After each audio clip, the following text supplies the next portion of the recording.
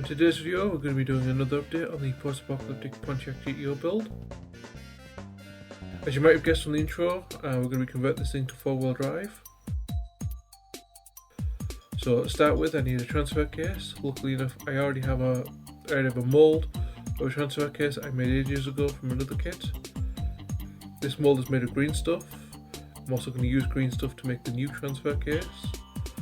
So if you don't know what green stuff is, it's a 2-part epoxy putty which you use for sculpting, and it's very easy to use.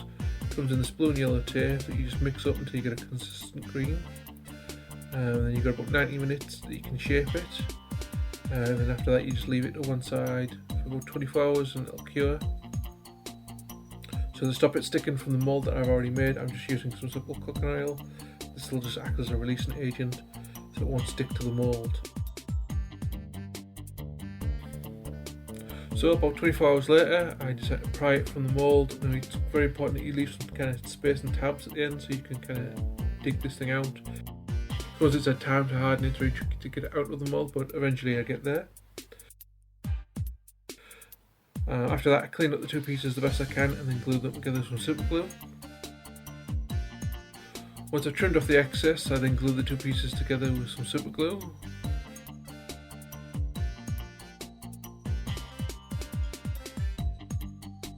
As you can see, with the two halves glued together, since it made two separate parts, there's a nice gap in the middle. So I take some liquid green stuff and fill in the gap.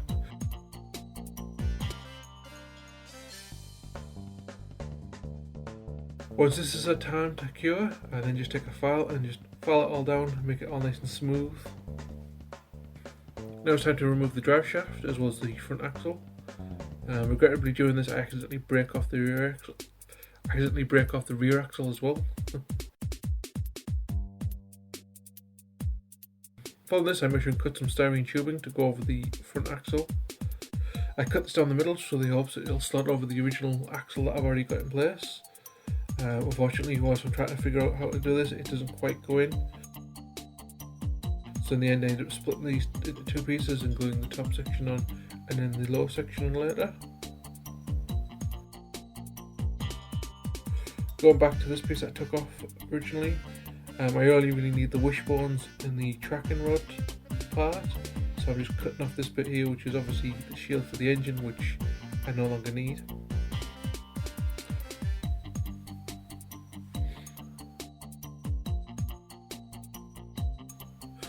So moving back to the chassis, I figure out where I'm going to put the transfer case and then glue it in place.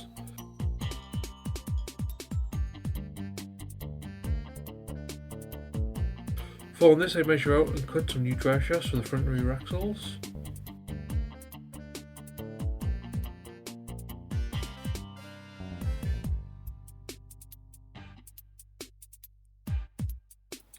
I then glue these in place.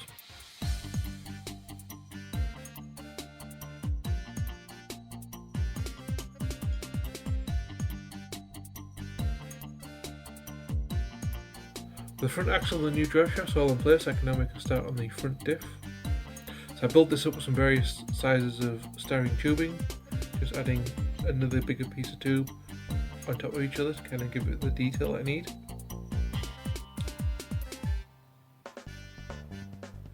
Apologies if this section of the video is a bit out of focus. I was filming this section at night and I was trying to adjust my lighting, because usually when I'm trying to use indoor lights my focus is all out of whack, so I'm trying to change the lighting a bit and try to get everything in focus, but it does go on and off throughout the video from here on out.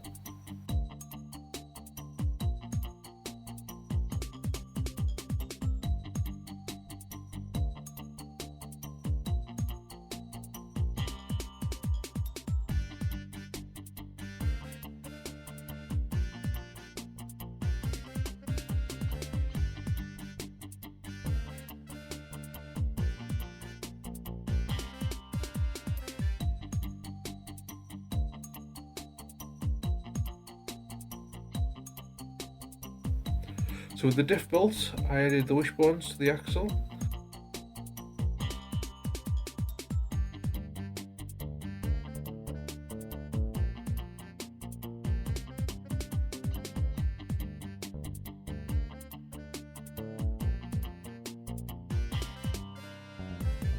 as well as the tracking rod or steering rack. I'm not entirely sure what the correct term for this is, but I'm just calling it the tracking rod for the time being.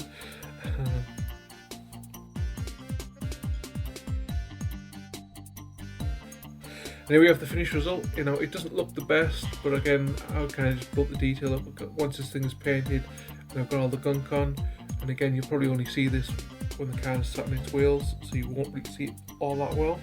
It'll look good enough.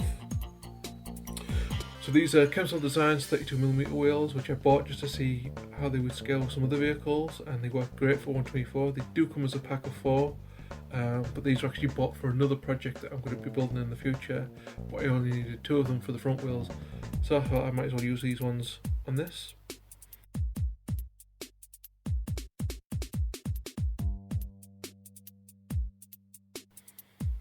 So here's the Pontiac with the wheels on, and as you can tell, even with the wheels on and just looking at it from the underneath, it just looks all about right. And again, once I've painted this up and then added some grunge and dirt and grime that would have built up under the axles, it will look exactly right. As usual, I hope you've enjoyed the video, and I'll see you all in the next one.